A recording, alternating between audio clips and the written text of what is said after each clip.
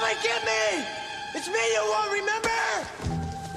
When we think of horror movies, we usually think of that one girl, that lone survivor who faces the monster and lives to tell it. But what about the final guys, the men who fought back, survived the horror, and sometimes even took down the creature themselves?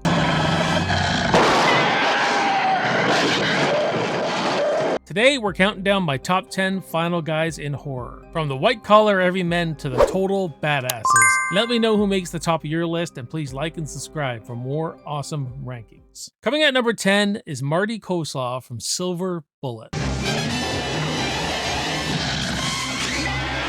A kid in a wheelchair taking on a werewolf. That's pure underdog horror gold.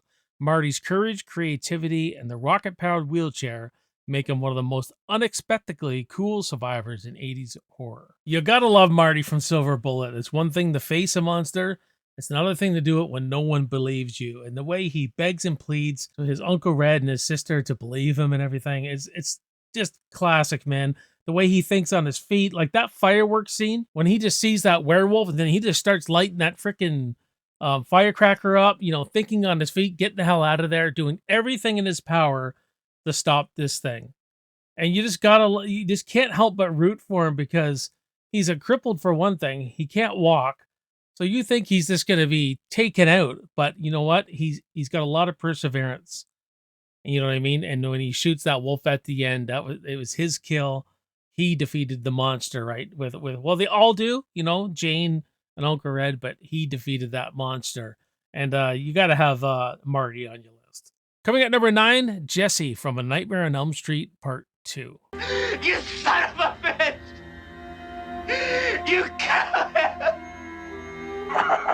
His battle with Freddy Krueger was as much internal as it was external.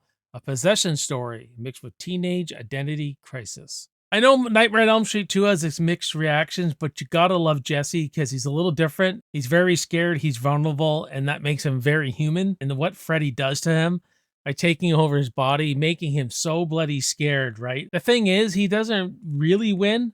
I mean, Freddy takes him right over, and it's the girlfriend that comes over and, you know, tells him to fight. And obviously he's fighting. He fights Freddy at the end internally, right? But the way Freddy just terrifies this kid, running the blades on his face, you know, almost caressing him in this very nasty, you know, uncomfortable way.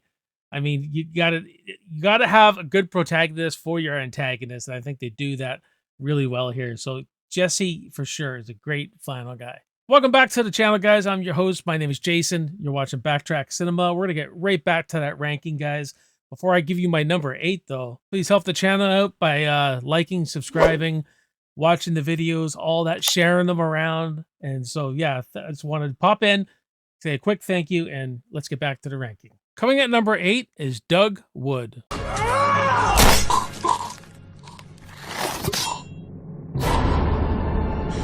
When his family is attacked by cannibal mutants, this mild-mannered dad goes full beast mode. I think this is the underdog in the list. I like Doug from the Hills Have Eyes remake.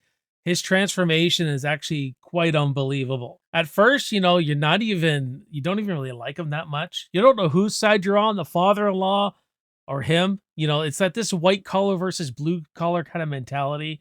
You know, Doug doesn't like guns. The father-in-law was an ex-detective, believes in arming himself. So you think he's kind of going to be the guy to take out these cannibal mutants. No, but it's Doug. He goes primal. He goes to a place of, you know, nobody's left except for his brother and sister-in-law and himself. His wife has died. They took the baby. He goes after them, and he just gets blood-soaked at the end. The dude is a horror warrior, man, just a blood-soaked warrior.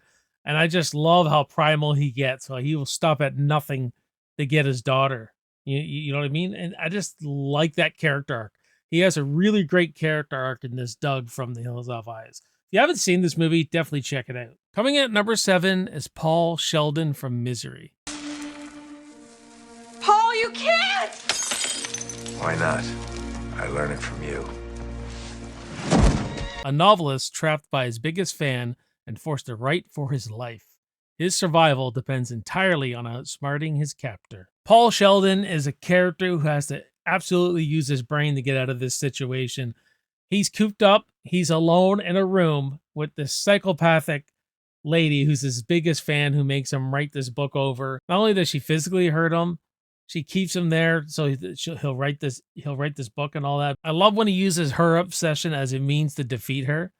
When he burns, he turns everything around on her when he's finished the book, and he burns it in front of her, because that sets her over the edge. And then that's the opportunity where he cracks the typewriter on her head and everything like that. It's just a great ending. It's a great film. And you just got to love how Paul Sheldon is witty and figures out how to do this with his brains. At number 6 is the famous duo Val and Earl from Tremors. What the hell are they? Sons of bitches.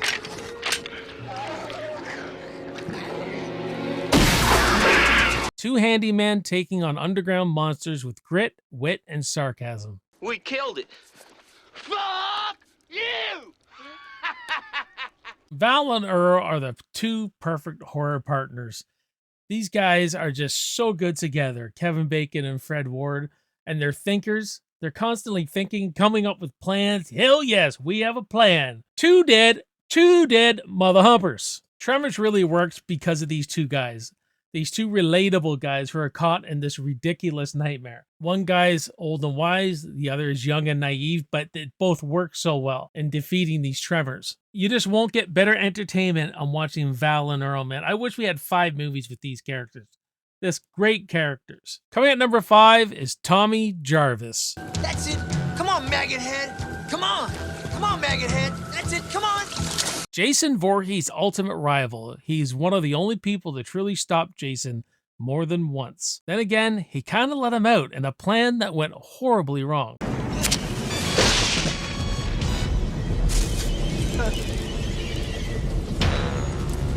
Tommy Jarvis' evolution as a character is quite awesome to see. Because in number 4, he's the scared kid who defeats Jason, uses his brain. But number 6, he's obsessed, prepared, and unhinged enough to fight Jason on his own level. Like, he's crazy, taunting Jason, calling Jason names and all that. And I see this a lot because what Tommy did, pulled him out of the ground, caused every death after in Friday the 13th. You're not wrong. You guys are not wrong, but he does take the responsibility and puts him back into the lake. You know what I mean? So, but yeah, just his evolution as a character, I just love, and I love Tom Matthews' version the best. This dude is just so freaking unhinged and he's crazy. He's ready to go to battle with Jason and it just wants to stop this curse. He's a perfect protagonist for Jason because when you want to go up against Jason, you kind of need someone who's a little unhinged, let's be honest. Coming at number 4 is McCready from The Thing. Anyone messes with me and the whole camp goes. Come on, child, burn me. Stranded in Antarctica, surrounded by paranoia, and still managing to lead. Yeah, fuck you too!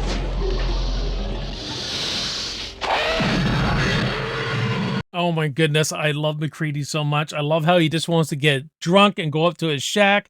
He's playing chess, you know, he's calling the computer cheating bitch, wants to be kind of left alone. He's the definition of calm under pressure. You never really know if he's going to survive, but you do know he is not going to go down easy. I think Kurt Russell nails that great mixture of leadership and suspicion. Coming at number 3 is Chief Martin Brody from Jaws. Where you son of a...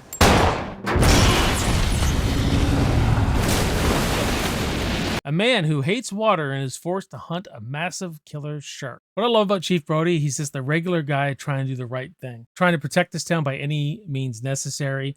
And not only is the shark, yes, is your villain, but not really. He's just a fish doing what fish do, but he's going against of all the politics of the town, the mayor. But he's not a soldier. He's not a hunter.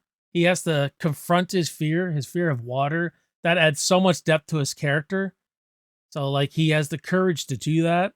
And then when you see him at the beginning where he's so scared of water and everything, and at the end where he's almost at the water with the gun and he's just like, smile, you son of a bitch.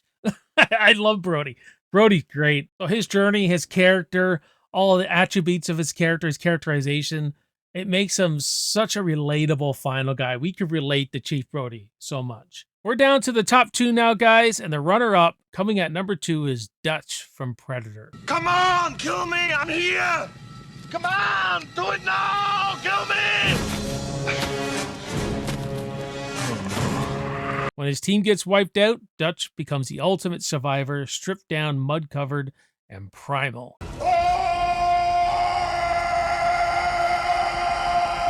Dutch. I love Dutch. And I know what a lot of you are thinking. This is not a horror movie. This is an action movie. Yes, it is primarily an action movie. Dutch is the kind of character that you think of, and I think of Final Guys. He takes out a freaking predator, man. There are horror elements in this movie. Dutch is definitely a Final Guy for me. Arnold Schwarzenegger's performance here, peak action horror. Everybody gets wiped out. He's got to use strategy and instinct. He becomes the hunter, and I love how he flips everything on the predator at the end of this. That final third act is just amazing, man. It's masculinity and horror, and it's very smart. Very smart Final Guy, very smart movie. And finally, at number 1 is Ash Williams from Evil Dead. Yo, she-bitch. Let's go. Chainsaw arm, boomstick, one-liners. He's the king of horror survivors. Ash is the perfect blend of comedy, terror, and a complete badass for me. With everything going on with this guy, all the terror, he could still crack a joke at the end of it. I got news for you, pal. You ain't leading but 2 things right now. Jack and shit. And Jack left town. No list of Final Guys is complete without Ash, man. I mean, there's a lot going on with him. Not like, because he's not fighting these demons, these dark forces physically. They're also getting to his head. And I think he earned the Final Guy in Evil Dead 2. When you look at Evil Dead 1, there is a part where he's just standing against the wall, scared to death, not doing anything. And it's the other guy, I think Scotty, who picks up the axe and starts taking everything out. But Evil Dead 2 earned him that Final Guy status to me. And then by Army of Darkness, he's just fearless. The way Bruce Campbell just blends that physical comedy with all that psychological terror going on. Like, I love that part in Evil Dead 2, where all the animals start talking and he's laughing and everything like that. He's like sitting in the chair just screaming. And you realize, oh my God, they're getting into his head, but they're also attacking him physically. And he's got to battle all that. Or like when he looks at himself in the mirror and he goes, "Do you think we're okay? We just chopped up our girlfriend."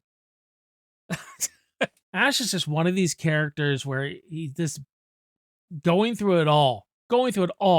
Like I said, he gets blood soaked. It's physical, but it's also they're getting into his mind, making him crack. They even defeat him for a short period of time when they actually possess him. He's the ultimate Final Guy in horror for me. Absolutely.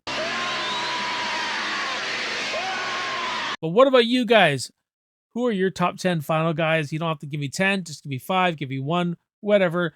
Who are the best for you? And let me know in the comments. Like and subscribe to the video. More videos coming up as always, guys. So I really appreciate you guys all hanging out with me, taking the time. Thank you so much. And so, yeah, that'll be the end of the video, guys. My name is Jason. You're watching Backtrack Cinema. I'll see you next time, and I'll see you in the movies. Cheers.